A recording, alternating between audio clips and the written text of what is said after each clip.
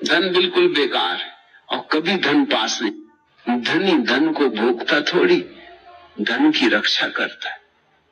भोगने की क्षमता ही खो जाती। भोगने के लिए तो धन को छोड़ने की कला चाहिए।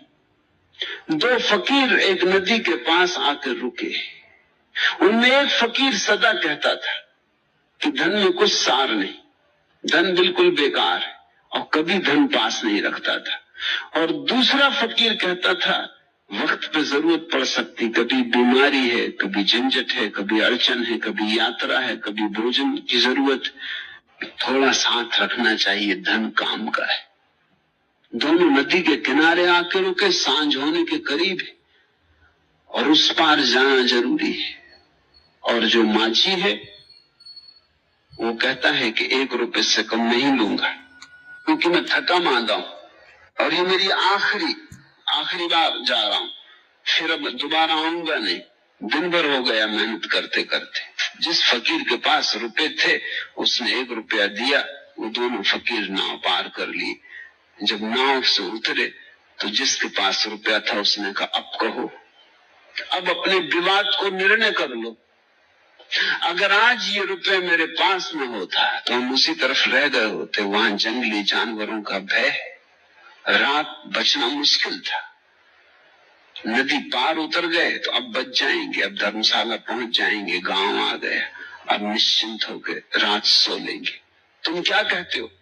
वो फकीर हंसने लगा। उसने कहा हम धन के कारण नहीं उतरे, तुम धन दे सके, उसको 1 रुपया दे सके, इस कारण उतरे। रुपया होने से नहीं उतरे, क्योंकि होने से क्या होता था अगर तुम देने को राजी न होते। उतर सके देने के कारण। विवाद फिर अपनी जगह खड़ा हो गया। धनी तो अक्सर धन को भोग नहीं पाता है, क्योंकि धन भोगना हो तो धन को भी देना पड़ता है। उपनिषदों में परम वचन तेन त्यक्तेन भुंजीता, जिन्होंने छोड़ा उन्होंने भोगा। संसार में भी धन छोड़ो तो ही भोग सकते हो। यहाँ छोड़ना ही भोगने का सूत्र है। मगर ध्यान रखना, जो धन इकट्ठा करने लगता है वो खुद ही धन जैसा जड़ हो जाता है। जो पद की आकांक्षा में रहता है उसका अहंकार घना होता चला जाता है। तुम जो चाहोगे वही हो जाओगे। अब ये उग्रसेन नगर श्रेष्ठी का पुत्र था, सबसे बड़े धनी का पुत्र था। राजगृह बिहार की सबसे धनी नगरी थी और सबसे धनी नगरी के सबसे बड़े धनी का बेटा था।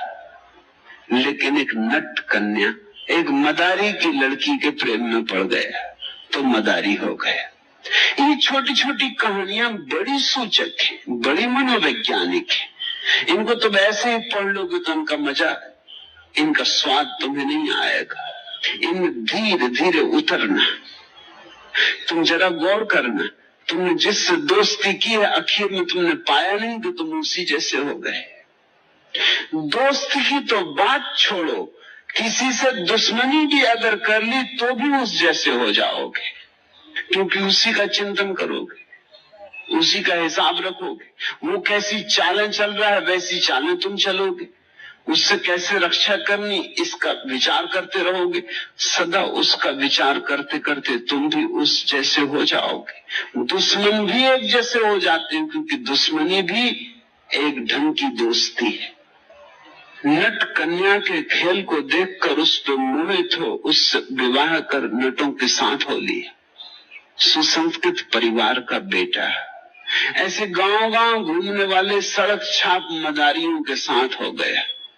मोह गिराता है, मोह उठा भी सकता है। अगर बुद्ध जैसे व्यक्ति से मोह हो जाए तो तुम्हारी आंखें आकाश की तरफ उठने लगी। तुमने जमीन पर सरकना बंद कर दिया। बुद्ध को देखने के ऊपर देखना पड़ेगा, चांद तारों की तरफ देखना पड़ेगा।